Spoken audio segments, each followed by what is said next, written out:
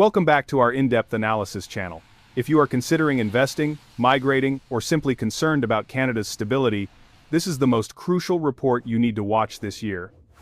In the context of globalization and climate change rapidly reshaping the socio-economic map, the question of urban sustainability has never been more urgent. In Canada, a nation often globally praised for its stability and quality of life, a deep, concerning trend is quietly unfolding. That is, the decline in vitality of regional urban centers. These locations, once solid economic pillars built on foundational industries, are now grappling with relentless demographic adjustment pressure, a direct consequence of prolonged neglect from federal and provincial government levels in strategically investing in infrastructure resilience and economic diversification. While many traditional economists and local politicians still adhere to the view that these fluctuations are merely normal cycles, our in-depth analytical data reveals a much more systemic and complex reality.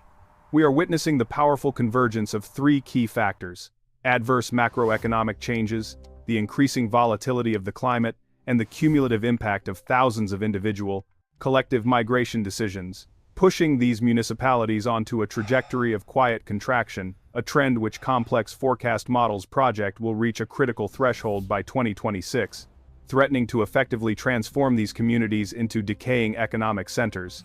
This detailed and thorough analysis is rigorously presented to provide an objective view, based on contemporary socio-economic models, of the 10 Canadian cities most clearly exhibiting net population loss trends, or chronic stagnant economic growth. This is not just a warning, it is an essential reference material for grasping the serious systemic challenges currently testing the limits of the nation's resilience. These systemic challenges include, firstly, the imbalance between asset values and actual operating costs, a problem far more complex than simple house price deflation. While the price of property might appear affordable, the actual fixed expenses are exorbitant: costs associated with heating during the severely cold, prolonged winters, the continuous maintenance required for aging municipal infrastructure, and escalating property tax burdens all collectively overshadow any initial financial benefit derived from the low purchase price. This resonance creates a negative feedback loop. Low-income residents are drawn in by the low house prices but are quickly overwhelmed by operating costs, forcing them into distressed sales, which reduces the net asset value and causes the housing market to be continuously repriced downward. Secondly, demographic contraction is progressing rapidly through the exodus of the skilled young population, the 25 to 45 age demographic. These educated and mobile individuals are systematically rapidly relocating to larger, more economically diverse centers, inevitably pushing these regional cities toward accelerated population aging, which dramatically reduces labor productivity and especially stifles innovation capability. This loss has a compounding effect on nonprofit services and small businesses, which depend on the purchasing power and dynamism of the young population, leading to the closure of essential services and further reducing the quality of life within the community, creating a profound atmosphere of pessimism. The burden of healthcare for the aging population places an unbearable fiscal pressure on city budgets, preventing local governments from allocating funding to essential development projects and road upgrades, causing a severe deterioration of the urban living environment. Thirdly, these cities all share an extreme economic vulnerability, stemming from an over-reliance, or monoculture, on traditional industries.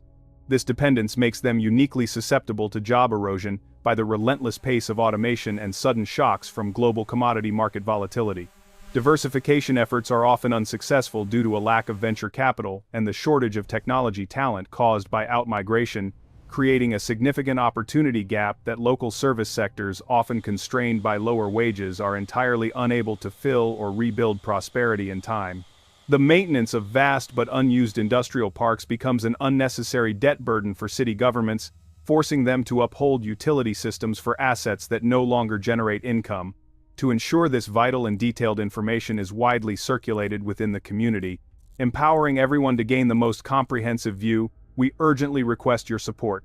Please hit the like button on this video immediately, share it widely with those concerned about Canada's future, and subscribe to the channel, so you don't miss any subsequent analysis reports. The meticulous analysis of these municipalities begins with the 10th position, Corner Brook, Newfoundland and Labrador, where the decline of the paper industry and over-reliance on unstable seasonal tourism have significantly shrunk the local labor market and job stability.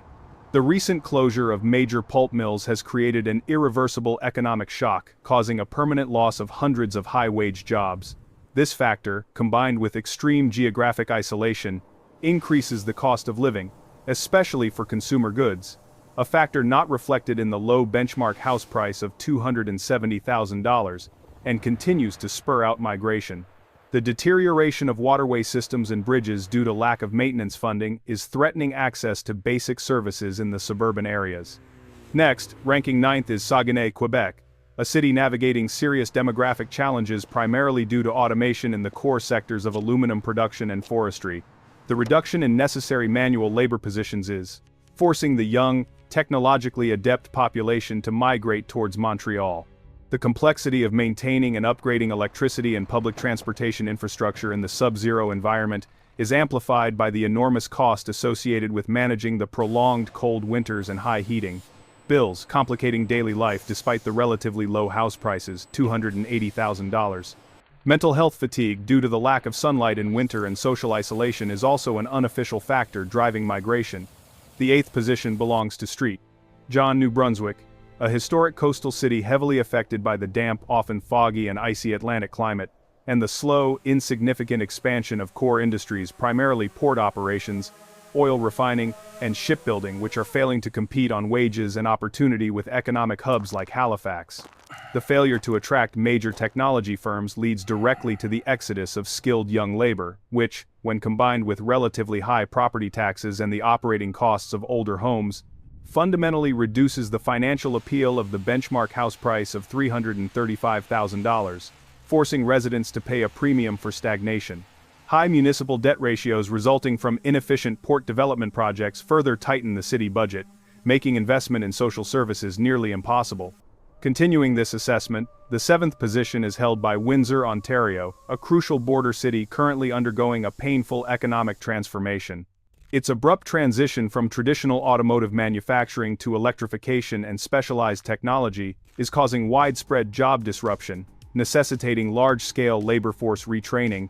Windsor is doubly vulnerable, facing both the serious risk of flooding in summer and winter, requiring expensive insurance and infrastructure upgrades, and intense talent competition from neighboring USS cities like Detroit and larger Canadian centers, all exacerbated by the unfortunate lack of adequate public transportation to connect suburbs with employment centers. The population decline in older central areas has created vast derelict land zones, reducing tax value and increasing security costs. Standing at 6th is Fort St. John, British Columbia, misleadingly branded as the energetic city, primarily because its employment base is completely dependent on the highly volatile oil and gas sector. The city endures extremely cold winters, $-30, circ $, and the severe boom-bust cycle of the global energy market guarantees prolonged job instability, especially in the construction and support service sectors. The lack of stable funding sources for diversification investment is a fundamental weakness, making the benchmark house price of $500,000 disproportionate to long-term job stability. The burden of maintaining heavy haul routes for the resource industry also depletes the city budget, impacting the overall quality of life. Ranking 5th is Thunder Bay, Ontario, strategically located on Lake Superior but structurally disadvantaged by prolonged, brutal winters, with temperatures frequently below -25, circ $, and disruptive lake-effect snow events. While the economy is stabilized by public services and resources, this foundation inherently lacks the dynamic growth momentum needed to retain graduates, especially in the technology and finance sectors.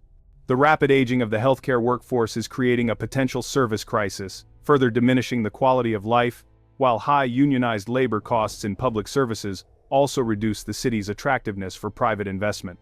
The 4th position belongs to Timmins, Ontario, a historic mining city perpetually struggling with extremely cold and long winters, receiving over 300 centimeters of snow annually.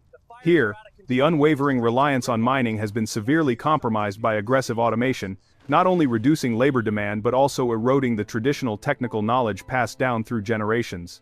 This drives the relentless outmigration of skilled youth, creating a clear demographic gap despite house prices appearing affordable at $285,000. The city lacks adequate financing to replace its aging water system, posing risks of pipe bursts and contamination, adding to resident anxiety. Next, ranking third is Prince Rupert, British Columbia, a place of stunning natural beauty but suffering heavily from both extreme geographic isolation and punishing climate. It is one of the wettest cities in Canada, receiving over 230 days of rain per year, straining personal life and local infrastructure maintenance. Its economy is vulnerable, based on port activities and fishing, highly sensitive to global trade, volatility and automation. Several large shipping companies have already begun downsizing operations here. Yet, paradoxically, its house prices remain high, $450,000, due to severely constrained supply rather than genuine regional prosperity, forcing low-income earners into substandard living conditions.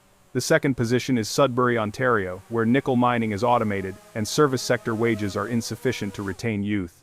The cost of operating a city with such a vast geographical area, over 1,200 square miles, is a colossal financial burden, causing resources to be scattered to maintain roads and utilities instead of being invested in innovation. The deterioration of the sewage treatment system is becoming a major environmental issue, requiring hundreds of millions of dollars in investment that the city cannot afford. Finally, we arrive at the city presenting the highest comprehensive risk, ranking first, Flin Flon, Manitoba. This municipality is confronting unparalleled catastrophic challenges due to a combination of factors. The climate is notoriously extreme, intensely cold winters, pervasive ice, and deep isolation.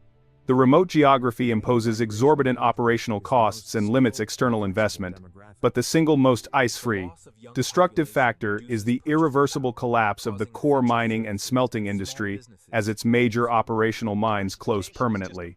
This event is projected to completely deplete the foundational employment base, triggering rapid, non-recoverable demographic outmigration at a speed and scale greater than any other city analyzed in this report, defining it as a moribund urban area of Canada by 2026. Local economic redevelopment efforts have failed to attract major investors, leaving the community with a large inventory of abandoned housing and facilities, creating a burden of municipal debt and social security costs for the few remaining residents. In conclusion, this in-depth analysis shows that these municipalities are facing a dangerous socio-economic adjustment process driven by the convergence of climate volatility, economic monoculture, and demographic migration. It must be stressed that these findings are speculative and for reference only, based on current data models, but they provide a starkly realistic view of the potential risks in Canada's future. Understanding these dynamics is absolutely key to making informed, prudent decisions about career and future residence. Instead of being carried away by unfounded optimistic information, we must proactively consult and analyze multidimensional data, such as actual operating costs, the true diversity of the labor market, and demographic trends. Which city on this list presented a risk factor that surprised you the most? Please comment immediately below to join the debate and share your knowledge about these profound challenges. And if you believe this detailed report provides valuable insights, please do not hesitate to hit like, share it widely across your networks, and subscribe to the channel so we are motivated to continue delivering such deep, fact-based and crucial reports. Thank you for watching.